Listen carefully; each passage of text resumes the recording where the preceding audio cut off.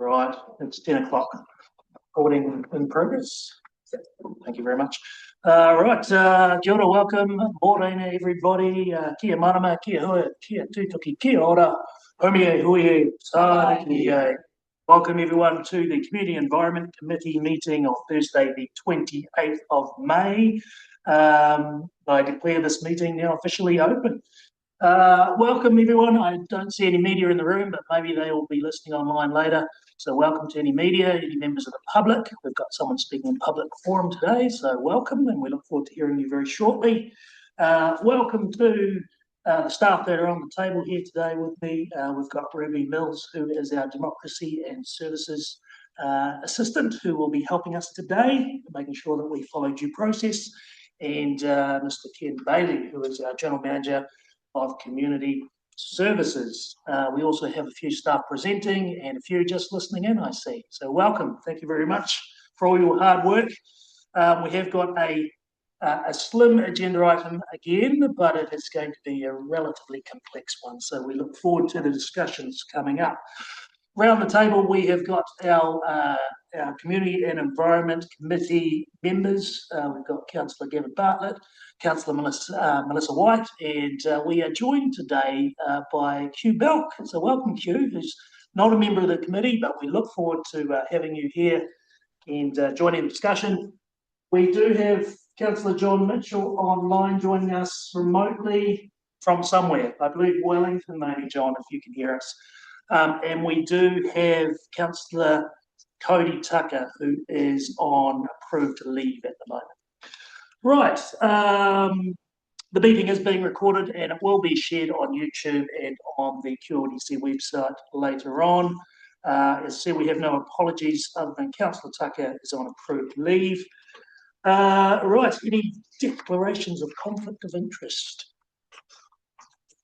No, it doesn't look like it. That's nice and easy. So let's move into public forum. We've got Amy. You're here to represent the Wakatipu Community Hub Charitable Trust. That's right.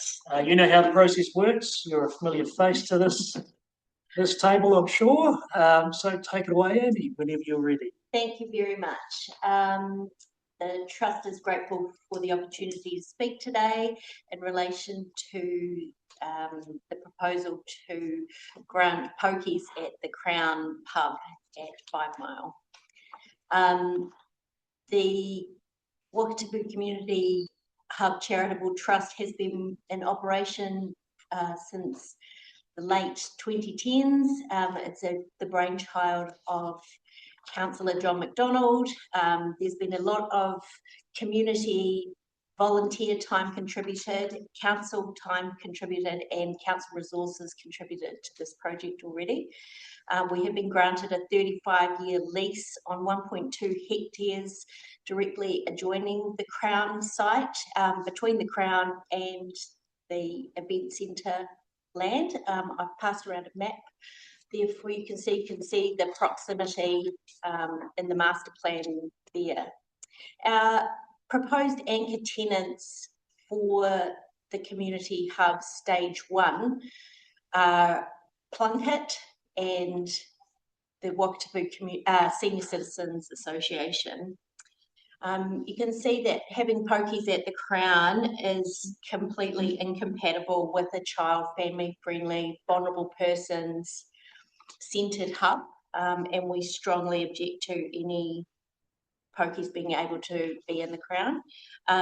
Plunkett actually have a requirement that any premises of theirs can't be within 50 metres of any gambling sites, so that would mean that Plunkett couldn't come into the hub, and they are a proposed capital contributor, which would make the whole funding stack and revenue generation strategy obsolete if we couldn't have their funding in it.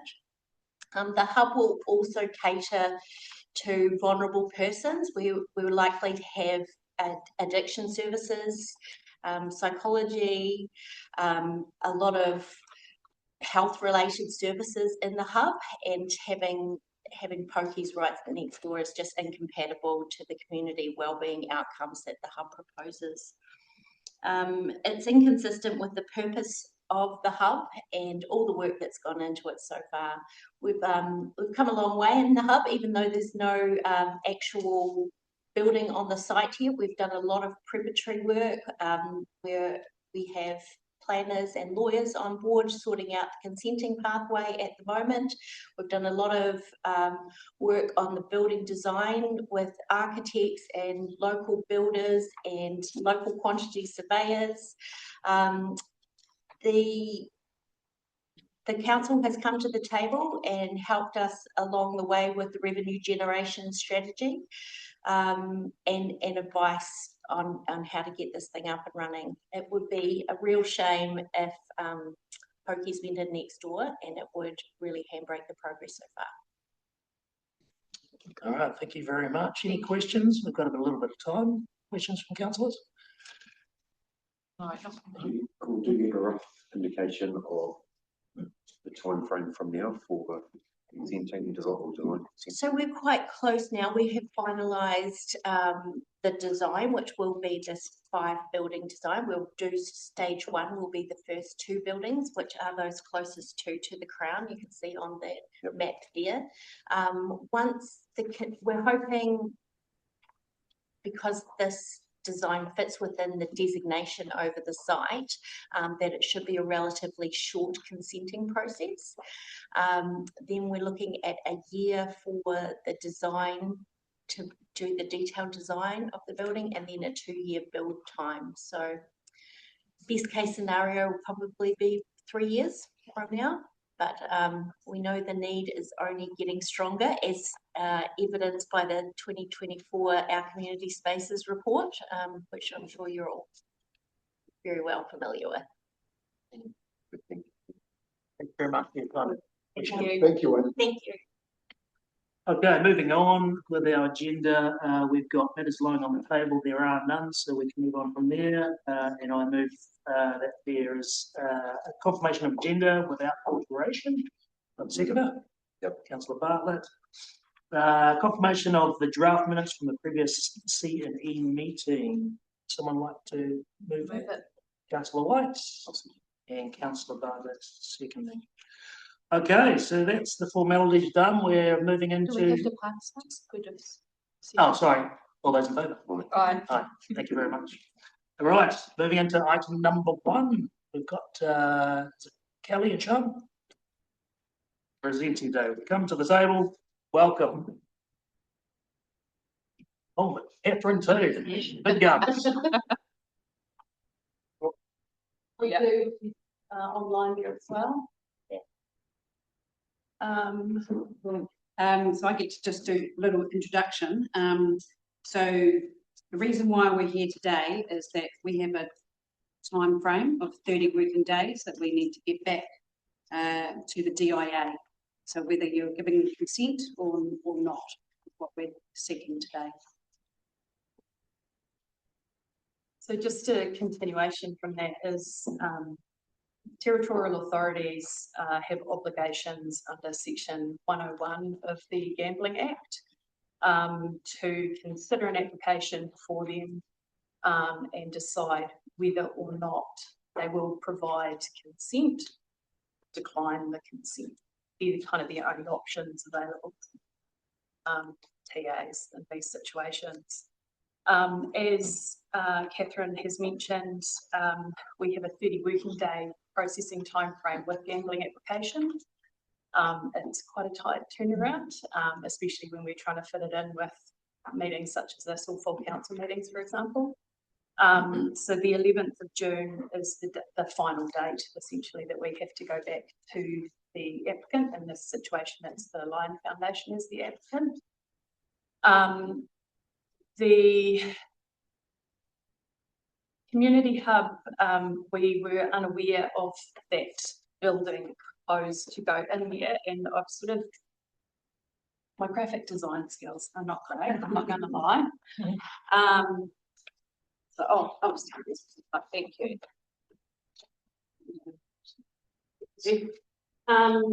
So Amy's provided a plan of the proposed design of the facility. I've kind of overlaid that with the existing site from our mapping system.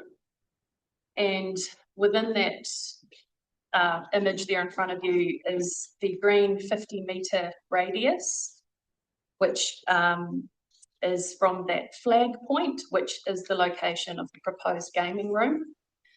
As you can see, that 50-metre radius will extend out into 2 of those buildings for the proposed site. That blue building there is a building that's currently in construction at the moment. So that's just kind of an indication of the breakup of that site and the location, very rough locations of where things will be located in terms of the new buildings, just to provide a bit of context for you there.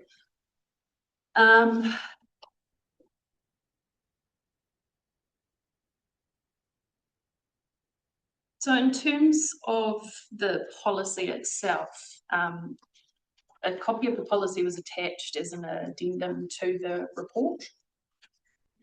And within that policy is consideration to location of the proposed venue and what is in the vicinity of that.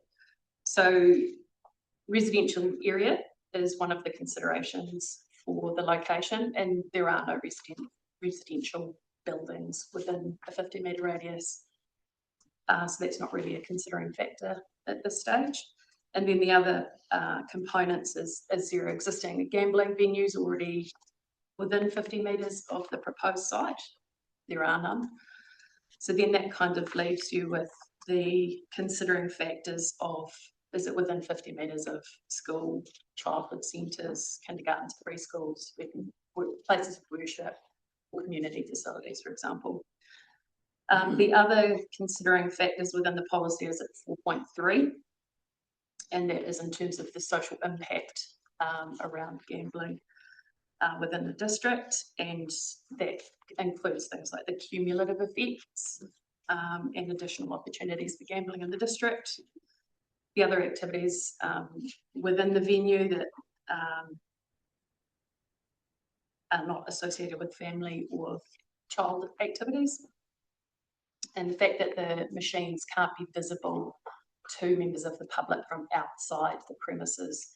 So this is where the applicants are proposing to install partition walls around the machines to not have people see them, essentially. And then there's also consideration for the signage, and that is you can't advertise gaming machines outside a venue, so that type of thing can't be visible. So any signage relating to gaming has to be within that designated area. Other than that, there's nothing further that we'd like to sort of address inside the report. Hopefully the information that was provided in the email to yourself was of some assistance. Yeah, I have dealing with the councillors as well, but I'm sure there's going to be more questions. Yeah. Anything else you want to add? No, that is it. Great. Well, thank you very much for the report. We also have Mary online. Yes. So I'll open up to councillors for any questions, and just, as I said, remind you that Mary's online and can assist us with any legal matters. Right, questions, councillors?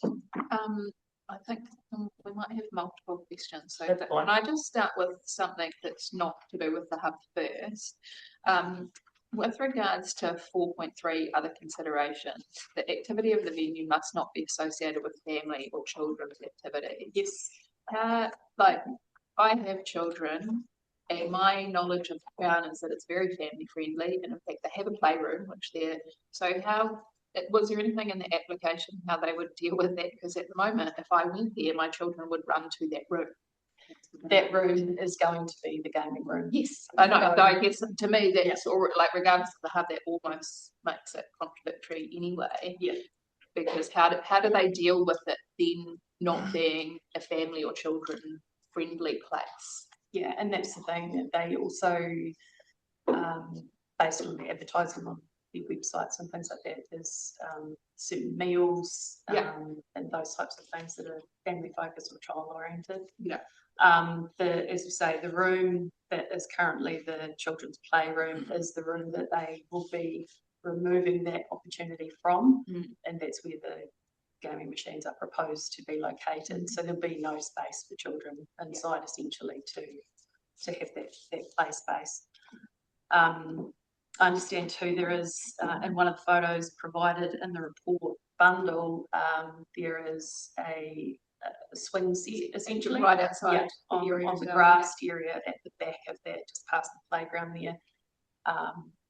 So yeah, as you've mentioned and as is pointed out in the policy, Yeah, it's perfect. That was actually going to be one of my other questions, was the photo with the play thing.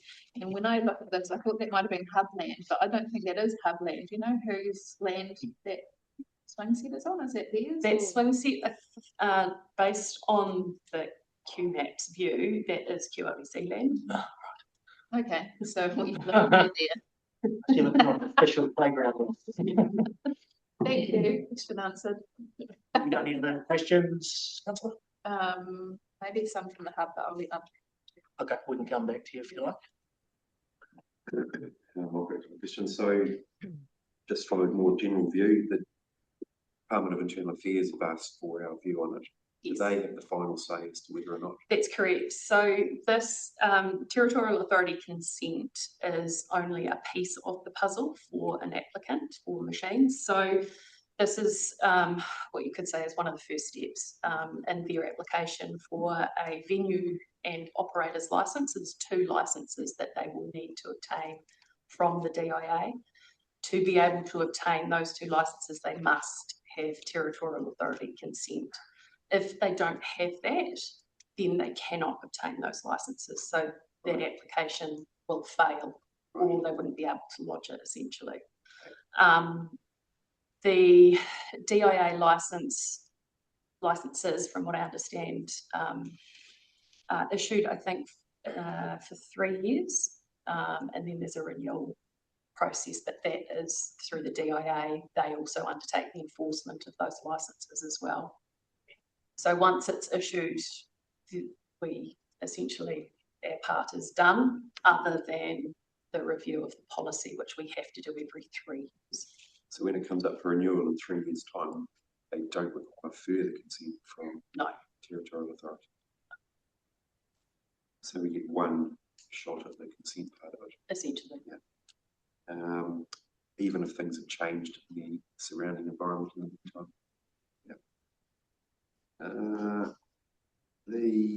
The policy was reviewed in 2024, and we remember discussing it then. We didn't put a sinking lid policy on it No. in terms of numbers, and I think the thinking then was, well, we haven't had any applications for a long time. They jinxed it, essentially. Pretty much. And it's due for review in 2027, is that right? Yeah. And is a sinking lid policy available to, will it be available to the council? One of the items to consider, yeah. Is there, if there isn't any reason under the policy to withhold that consent, is the council able to withhold the consent for other reasons? It would have to be within the realms of the policy. I'll just pull up the section of the Act. So the wording says that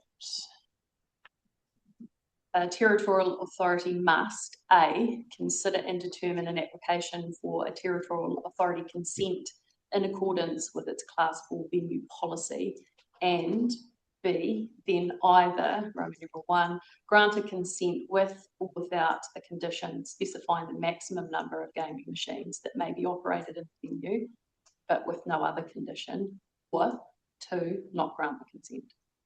So the only condition can be based on that is based on the number of machines. It can't be based on a time frame of, say, consent for so many years. No. Okay, and then similar questions to what Councillor White was raising about the family-friendly friendly aspect of the venue itself. Because I had similar questions for another application we had last year, which was also marketing itself as a family-friendly restaurant with a kids menu. And it does now have gambling machines, and it still has a kids menu on their website. But it doesn't seem to be a connection between becoming less family-friendly by installing gambling machines. And I'd be concerned that this would happen here too. I mean, when you look at the restaurants in the Franklin area, this would be one of the premier or primary family type of restaurants to attend to go to. And it's probably well known as that. So that's one of the concerns that I had. But I guess under the policy, do we have the ability to take that into account? Yeah, 4.3 sort of tends to indicate that that is something that you may wish to consider. Sorry, through the chair, sorry. Sorry, Mary's just got a comment there for you. Go ahead, Mary. Yeah, sorry, councillor. The regulations to the Act set out what are suitable and unsuitable venues.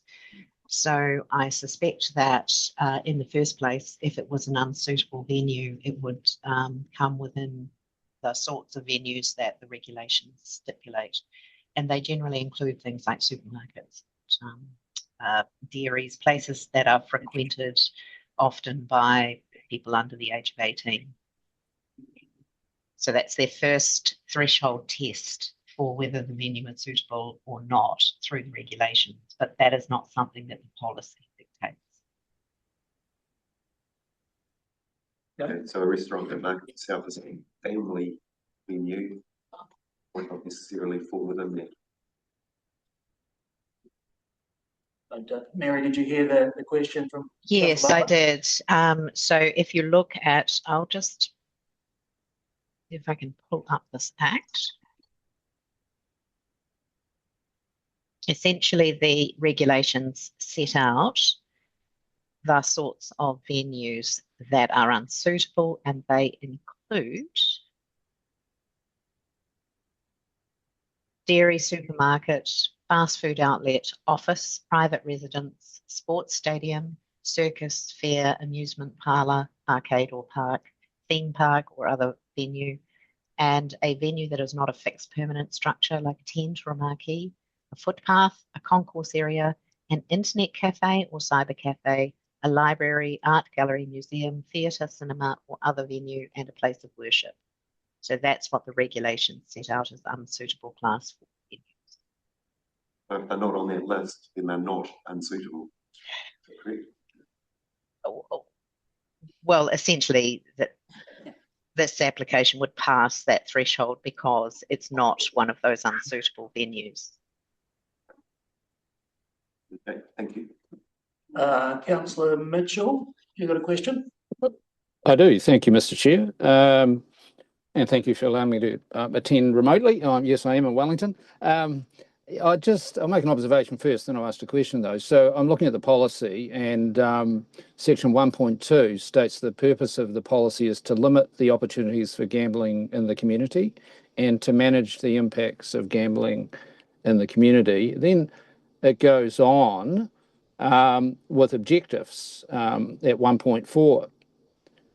Which similarly, it goes into a bit more detail, restrict locations, control and manage growth of gambling in the district, etc. So in us making a decision, I think we need to, when applying statutory interpretation, we should look to the intent, therefore purpose, and the objectives of the policy, which is to manage this situation, and it includes facilitate community involvement in decisions about the provision of gambling, and we've had that done very well today.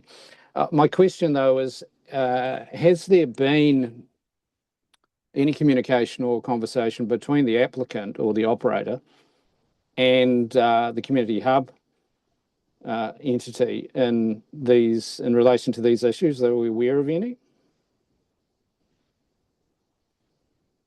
Sorry, could you repeat the first part of that question? Has there been any communication between the applicant or the operator of the Crown and the community hub group on these issues? I can't speak to that, not from the information that we've been provided with the applicant, with the application, sorry. The landowner's approval letter that came with the application, there's no indication provided in that letter either. Thank you. Thanks, Mr. Chair. Great. Any further questions, councillors? Come back to you, Councillor White. Yeah, so I just want to confirm my thinking. We cannot approve for a limited number of years. No, so it's either approved or not approved. Correct. Okay. But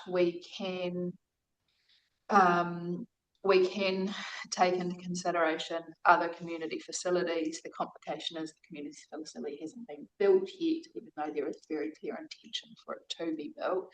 But we also have the option for other considerations. 4.3, the activity of the venue must not be associated with family or children's activities. Yes, so I understand the threshold that Mary's talking about is different, but we do have a couple of other points that we can consider. Great, I think I'm good. That's all good. Q, any questions from you? No, I feel conflicted in three different aspects. One is that my wife was a chief clinical fundraiser for Plunkett. Oh, sorry, Q, question or discussion? No. Thank you. We can save it. We'll have discussion time. No questions. Okay, thank you. Right. And the only other thing I was going to say is you do also have the option to not allow 9 machines. You could have less machines. So you could have that middle ground. Okay. I don't think it's either a yes or a no. Yeah, I see. Okay, so we can usually change that and point to of the resolution. Right. So we'll. Do you have another question? Yeah, if I may. Yes, go ahead. It's a question. It's a complicated matter, so I think the more questions. So what effect does the fact that the buildings aren't actually there yet, though it's been well signalled that they are intended to be, and within perhaps a 3-year time frame, what effect does that have on the application of the policy? Do you know? It's a tricky question. Yeah. Tricky to answer.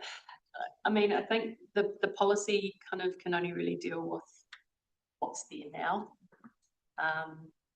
I don't think the policy sort of allows for future considerations necessarily. Okay, that's a short answer for you, Councillor. Councillor Mitchell, you've got another question. Yes, thanks, Mr. Chair. Yeah, if we were of a mind to decline the application or perhaps limit the number of machines, what opportunity does the applicant have to initiate an appeal of that decision? From my understanding, I don't think there is the ability to appeal the decision regardless of whether you approve it with limited numbers or decline it. I think without the territorial authority consent, that finishes the process for them. Thank you. Mary, do you have? Yeah, sorry. Yeah, I was going to say, Mary, have you got anything to add to that? Just through the chair, it is a council decision, so it would be subject to judicial review. So the applicant could take that path. Yeah. Yeah. Okay. Thank you. I have one more question. Yes, Councillor Bartlett. So, in terms of this application or just your dealings in general with applications, do you liaise with services like the Salvation Army that provide gambling harm services? Do you get any feedback or information from them at all? On No. the on the community? Not with these applications. There's within the remit of what we do when we assess and report on these applications. There's no community engagement component involved. That part of it does come into play when we review the policy. Yeah, possibly did that at the last review. I can't remember what they might have said then. I don't know whether you have a general overview of what their feedback was. Yeah, I can't remember, sorry. No, thank you. Right. Sorry for interrupting through the chair. I think the last review was essentially the parameters of that or the scope of that was set out. The reason for that review was to correct some anomalies between the policy and council's ability to function in this particular part of the Act. So I think things like fees, we needed to charge fees for the work that we were doing or the administration of those. And also there was a rejection of community engagement because of the time frame, the statutory time frame for council to report back. 30 days simply isn't sufficient for council to provide engagement. If we did that, as a council, then would be deficient in respect of our statutory timeframes. We would fail to meet the Act's requirements. So that was the scope of the last review. But through those discussions during the review and when council adopted it, there were discussions about other things such as sinking lids, policies, and the requirement of the community to be more engaged in these sorts of things. So those are matters that council could choose to push forward to the next review, and we could consider those as part of an SOP and draft policy. Okay, thank you. I think council have asked as many questions as they've got on their list. I just have one question. These applications would usually come to full council, correct? I don't recall them coming to. It depends on timing. This committee has delegation for these applications. Otherwise they would be going to full council. I've currently got another application that will go to full council next month. Okay. But not this side of the hill. No, It's not over this one. But yes, normally it would be, my ideal would be it would be a full council, but again we've got statutory timeframes. Thank you. All right, well, thank you very much for your input today. We've got a resolution in front of us.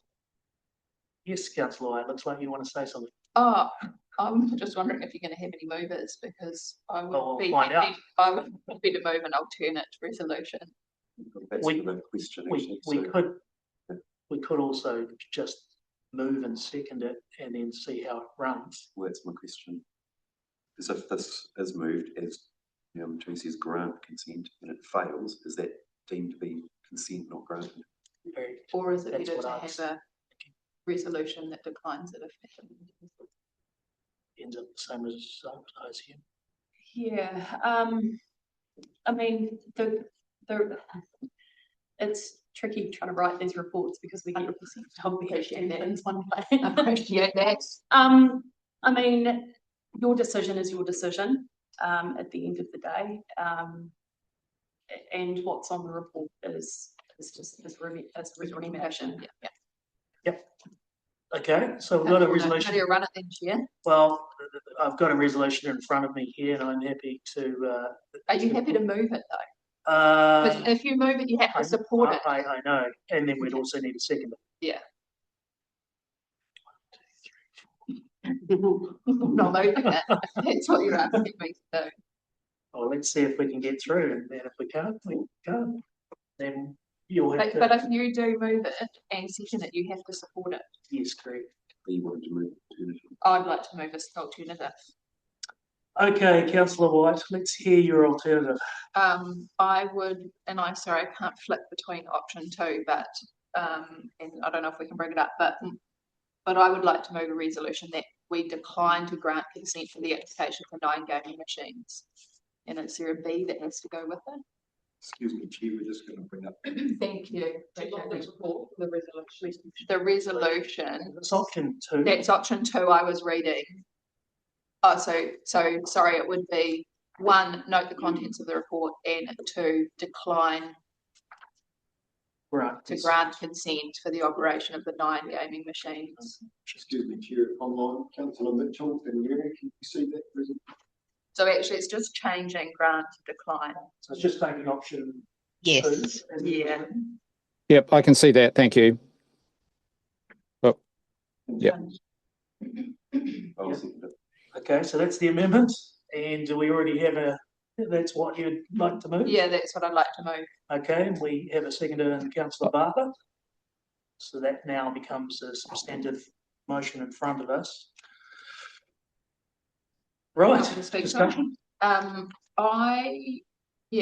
do, and I totally understand staff's position and where they had to be, but I think given now that we also have the information about the hub, but it's actually not just the hub that I'm moving this space, that I do actually think 4.3 other considerations. The activity of the venue must not be associated with family or children's activities.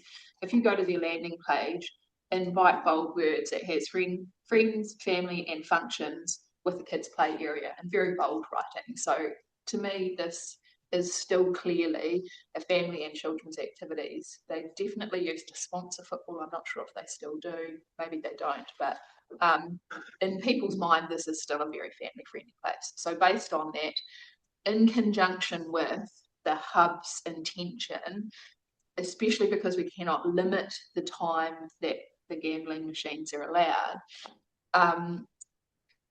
proposed new venues are not to be located, so this is 4.1, proposed new venues are not to be located within 50 metres of various things.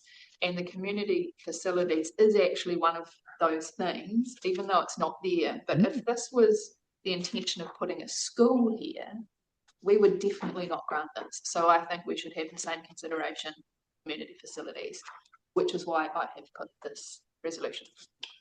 Okay, Councillor Mitchell, have you got anything you'd like to add in the discussion? Thank you, Mr. Chair. Yeah, I would echo Councillor White's observations and concerns there.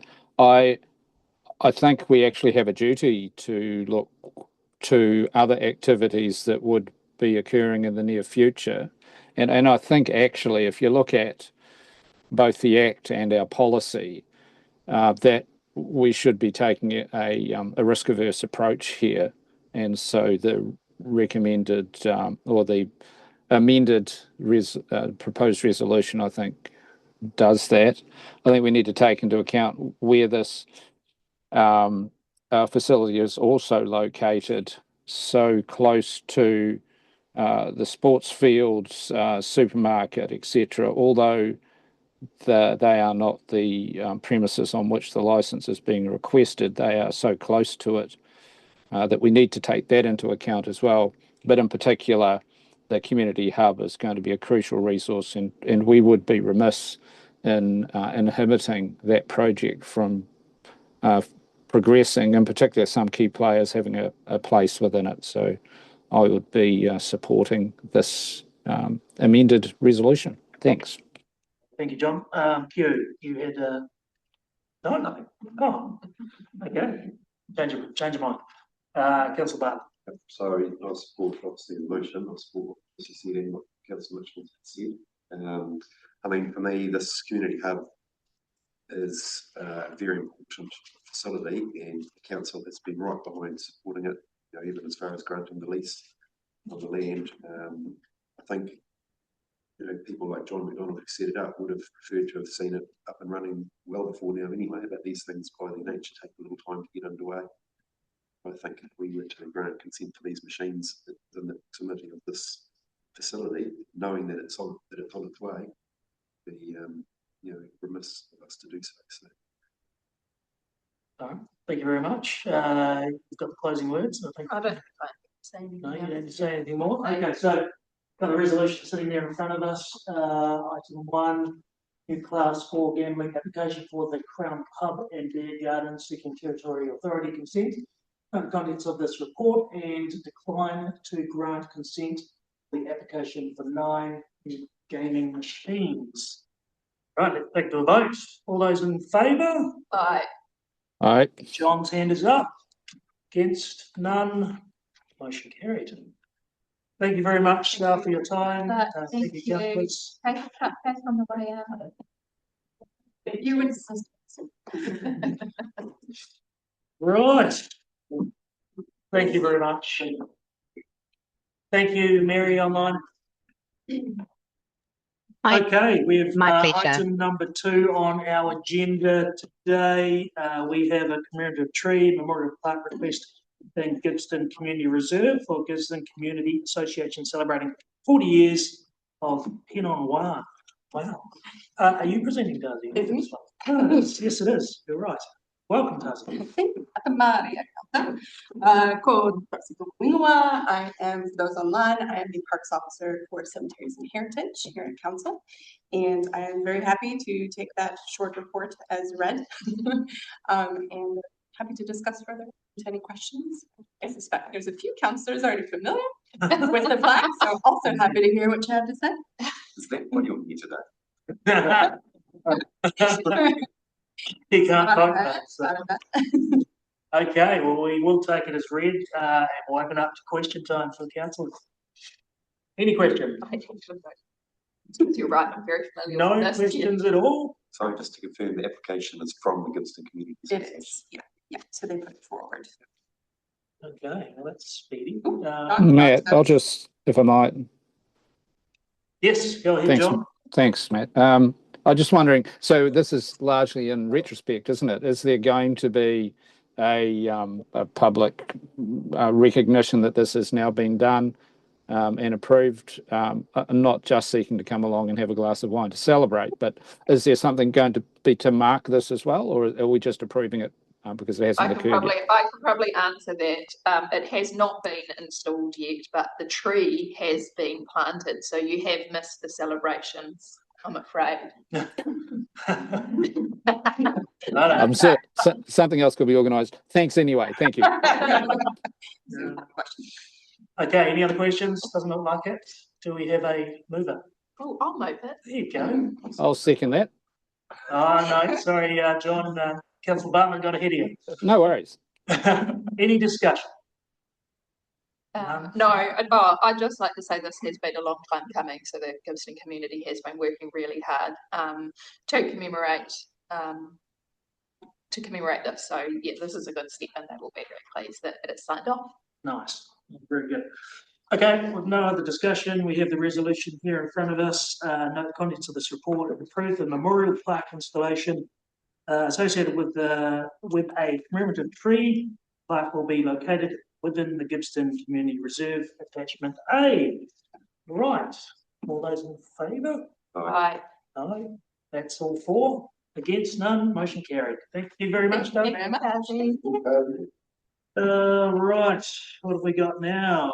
We have got item 3. Right, new lease of the bathhouse building within Marine Parade Park and Midfield Properties Limited. Roger and Matthew, welcome to the table, team. Thank you. Right. Oh, we've got some house. Right, you can introduce yourselves and take it away. Good morning, everyone. I'll do an introduction. I'm Matthew Judd. I'm a Parks Property Planner. I have Roger Davidson beside me, Property Director, and Harry has joined us. Thank you, Harry. Hello, Harry. Welcome. I'll do a brief introduction and then we can cover any PX items if we need to at a later date. But we're here to consider recommending to Council a new lease to Meteor Properties Limited under the Reserves Act 1997 for the bathhouse building on Marine Parade Park. This has been a complex issue, and there are a number of complexities, including the previous lease agreement and payments for improvements within that previous lease agreement. I've also highlighted inconsistency within QLDC's community facility funding policy, specifically the principle that individuals or groups should not profit from the sale or subletting of rights provided by council. There have been long lease negotiations going to hand, and the property team within QLDC have been trying to negotiate more favourable terms for this agreement since 2023, probably. These recent negotiations have tried to help that we won't end up in this situation again. So they have been able to negotiate clarity of ownership of the improvements at the end of the proposed lease. They have agreed a new market rental for this proposed new lease, more frequent market rental reviews within this lease agreement, and clarified insurance payments and obligations between the lessor and the lessee.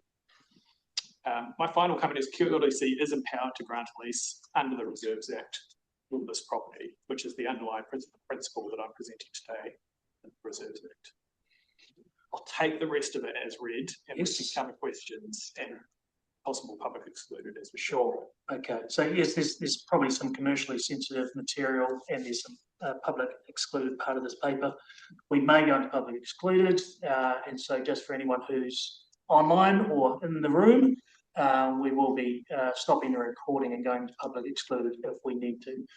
Right, let's start with some questions. I'm sure we do have some, and just bear in mind, councillors, that if you do have any questions around the commercial nature of this paper or this item, that we will need to move into public excluded. So just bear that in mind as you ask your questions. Right, any questions, Tim? I've Councillor White. got a question on the resolution in the sense, so we're recommending this to council, so will this come as a council paper or will it form part of the Chief Executive's report? It will form part of the Chief Executive's report as a recommendation from this committee. Okay, all right, so likely whatever we decide will go through, it won't be rediscussed at council. Probably. They have items in the CE report have been discussed at council level before. It is, Yeah. Not normal, but Yeah, it okay. has. Yeah, okay, thank you. Councillor Barlow. So the conditions of the lease that we're being asked to approve, they have been set out verbally and in written representations in the past, and there's evidence of that. So there was original negotiations that took place back in 2022-23 for that new lease. Those have tried to be renegotiated with current QLDC property staff members. So the conditions of the lease that are in the report are the new negotiated terms with a higher market rental, more frequent rent reviews, clarity of ownership of improvements at the end of that lease. So And there's been agreement in principle with the. there has been agreement in principle subject to council approval. Okay. The clause in the finance, what is it, the facility finance policy, funded. Community facility funded policy. Yeah. So it says no lease is not to profit from on sale or subletting of rights. When is that policy dated? 2019. So originally from 2010, and then it was reviewed in 2019. And so was it included in the 2010 version? It wasn't included. But that's just in that policy. It doesn't make its way into the lease anywhere, into any leases anywhere, does it? It doesn't. So effectively, the original lease with this tenant started in the late 90s, and so that policy wasn't around at that point in time. And even when it was renewed, the most recent time, that policy was not in effect. So, but even for newer leases that might be much more recent, would they have a statement like that as part of the lease now? Yes, there will be a reference back to the community facilities fund policy. And presumably, if the lessee is making profit from subletting, there's no clause that allows those profits to be shared or paid directly back to council, is there? Otherwise, it wouldn't necessarily be here. Yes, if you actually putting those clauses in a lease, then you know is the intent right from one start. Yeah, it's the other, doesn't it? Yeah, you pause and go, well, hold on, we're diverging outside of the policy. Yeah. Why do we have to put those clauses in? So it's. I guess what I'm saying, I suppose, is because that lease predates that clause in the policy. Was there anything in those leases, and there's not to say that if there was the ability to make a profit at that point, would it be paid back to council? But, yeah. If something emerges down the track, I know what you're saying. No, there's not a specific clause in there for that. Okay. I'll just clarify something on that point, if I may, that the original lease, which finished technically at the end of 2023, it didn't have any clauses around profiting from subleasing, and council could not unreasonably withhold consent for a sublease. So when they applied to a sublease, council did not have grounds to unreasonably withhold that consent. So the sublease was permitted based on that. Right. Brendan's behind you there. So if you want to go for the table.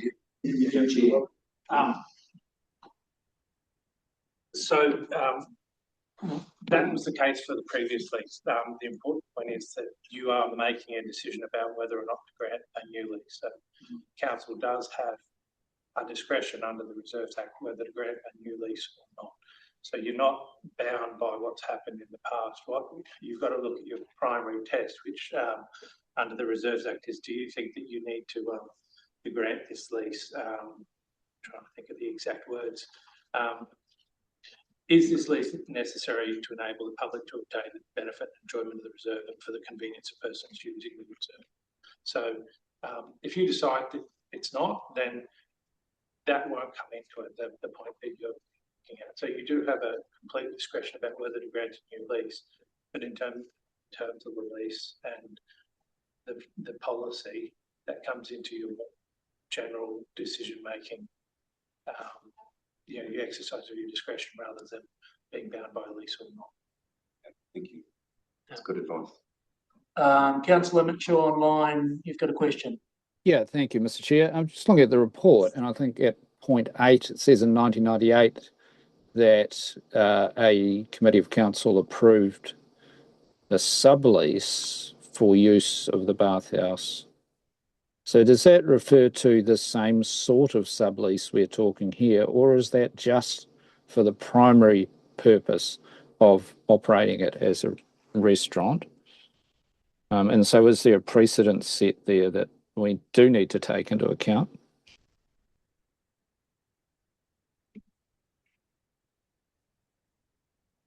We just think board noted the end of the table, councillor, through you, Chair. Who's going to respond to your? Can you just re-clarify exactly what you're asking there? Well, we're talking about a sublease and whether it's appropriate for that to be occurring under the current policy. When in point 8 in the report, it refers to a sublease being approved. Is that just, I'm not sure, is that only to the primary lessee at the time, or is it a sublease at that point? At that time, but that lease expired. So you can't have a sublease extend past an expiry date of a head lease. So that answers that question. It's specific to that lease. Through you, Chair, did you pick up on that, councillor? Yeah, I think, well, it may be veering into potentially public excluded area, but probably not at this point, that if we have a lessee and they have had approval to sublease and they've continued with that, they have some degree of expectation that that will continue unless we do determine that we will apply the policy more recently developed stringently here. It's it's an interesting question. Thank you. Has anyone got any other questions related to the public part of the item? Because I think I've got some questions that are in public excluded relating to attachment A. So if anyone's got any questions related to the public part. I think I have, because it's in the public part of the report. Okay, so our decision is around the granting of the new lease, which has been negotiated. The fact that there's a sublease is outside of our decision anyway. That's obviously been granted by the lessee based on their understanding that they had a lease or had an agreement in place anyway. And it says there that the sublease commenced on November 2022. So our decision that we see today is just about granting a new lease based on the possibility. Thank you. I have a general question. Does council, as the head leaseor, always have to approve the sublease? Yes. I would have thought that's the case. That's a standard condition in our leases. It is, okay. Good to clarify that. Sometimes the wording is different in that approval, but unreasonably withheld or at full discretion. Yeah, yes, that's understandable. It's not a matter of course that you will always approve a sublease. There is an exercise of discretion. It's just whether it be unreasonably withheld or not, what the specific terms of the assignment clause in the head lease say. Right, okay. But is what you're asking, does council always get the opportunity to approve or to decline? Yes. Yeah. Is that a mechanism that potentially could be used if we did want to decline a sublease arrangement?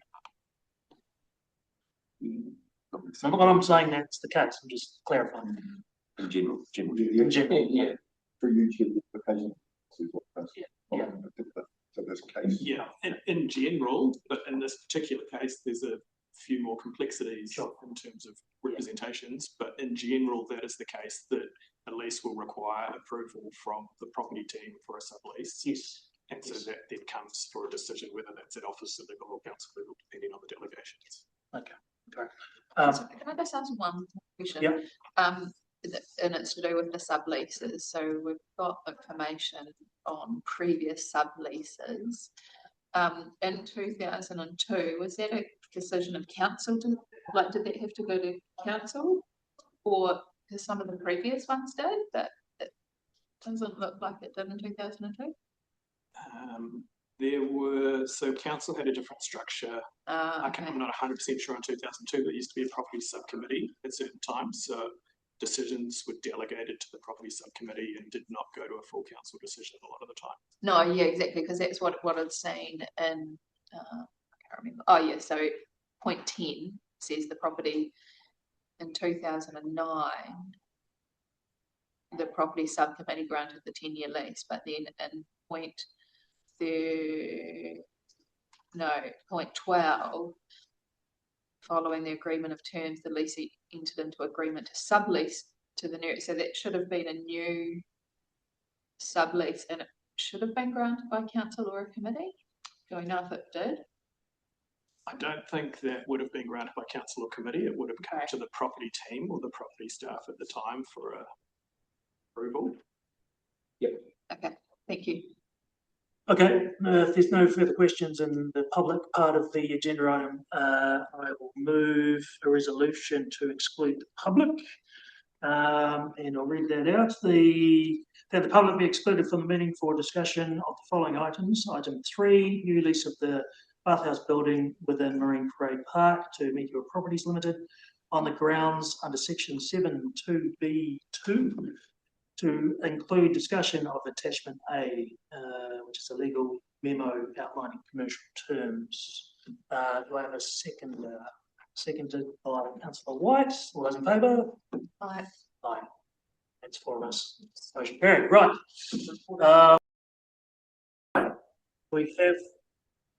We have a resolution in front of us for item 3.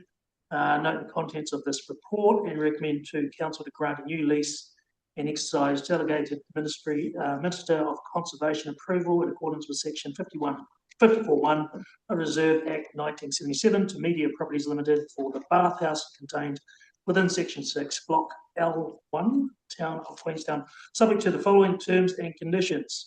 Commencement 1st of January 2024, term 10 years, renewal 1 right of 10 years, review 3 years, and then delegates remaining lease conditions and signing authority to the General Manager, Community Services. Right. Right, I'll get Councillor White to move, Councillor Bartlett to second. Right, take it to the vote. All those in favour? Aye. Aye. Aye. Motion carries. Thank you very much, everybody. Right, that is the conclusion of our meeting. Thank you very much for your time, staff. We got through in the end. The way out, you might not have been here for that announcement. You can thank Tarzan though. Right, I'll just finish. I'll just finish with a kia marama, kia hua, kia tutoki, kia ora, haumie, huie, tā. Thank you. Meeting closed at 11:31. Thank you very much. Thanks.